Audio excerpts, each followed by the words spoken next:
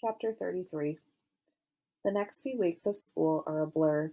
I won't lie to you. I don't suddenly get popular, and I don't have a whirlwind romance with Mr. Perfect.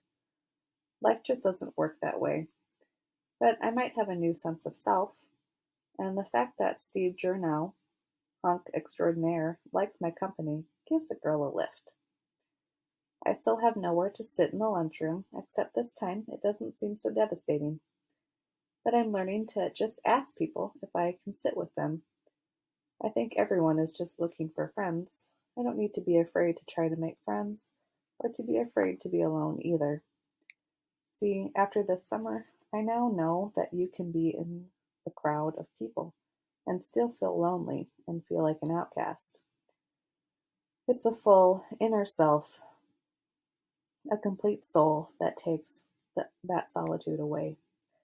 My grandparents both told me that in silence I'll hear better. In silence is equilibrium. It's hard for me to harness my mouth, but my time in the Turtle Mountains taught me that life is about overcoming our weaknesses and living in the quiet sometimes. Because in silence, at times you speak the most eloquently. Don't get me wrong, people. Every once in a while, I'll throw a "G'day to ya, guvna," just to keep things shaken. And when I get those hazy visions and that crazy urge to ask a bizarre question to someone, I'm learning to just hold back a bit. Grandma said I needed to rein it in and be gentler when I have a question to ask someone. I'm taking my role to help people more seriously. Just 'cause I get that sudden vision in my mind and feel the urge to yell across the lunchroom, "Marcia, how much debt does your online bingo account let you run up?" doesn't mean that I should. See, it's all about personal growth. One of my favorite new teachers this fall is Miss Phyllis. She's from out east with a killer accent. All right, class, today we are gonna write an essay. Insert groans. It'll be about your summer. Anything about your summer is fine. Hmm, a new twist to the ever popular what I did over my summer vacation. Is that allowed? And so I decide to write a version of my summer, but not about what I did, but who I met this summer. I met me. As I begin to write, I realize that no paper is thick enough to support my heart's heavy burden.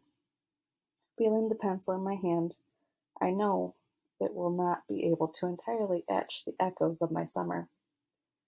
We Are All Connected by Apple Starkington. We look for a purpose and a connection with each new family photo we study. Time with family forces us to look to the impossible idea of immortality through legacies, which bond us to those who went before us and to those who will walk after us. Who, indeed, do I resemble?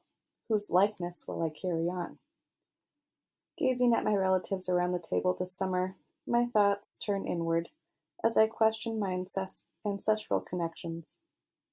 Looking into my eyes, what do my elders say? Whose legacy do I carry on? Who do I resemble?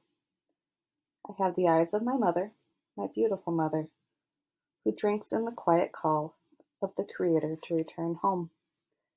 My ears, from my grandfather, whose heart listened to Mother Nature as he gently gathered her bounty. My nose, from my father, who covers the scent of human frailties with the healing balm of his medicine. And my mouth, inherited from all my ancestors, grandmother, aunts, and all my relations whose sighs, laughter, tears, and tragedies still echo as they pass through my lips. From where did I receive my heart? Every beat reverberates the echoing of the drum of those who walked before me, as native people succumbing to the trials and tribulations of their past. And my soul, from those who prayed for me so many generations before. You who feel lost, abandoned, steeped in solitude, remember, none of us is truly alone. None of us is truly abandoned. Within us, we carry all our relations from the Creator down to our little cousins. With every blink and breath, we are encircled, body, mind, and spirit, to those who came before us and those who lived and those who loved us before we even knew our own name, whatever it may be. Gazing back to my family photographs from this summer, I pray that we are all blessed with eyes for peace, mouths for truth, and a heart for continuing our family's belief that through love across the mile and transcending the veil between this world and the next, we are all connected. Take that, you teacher essay loving cretins.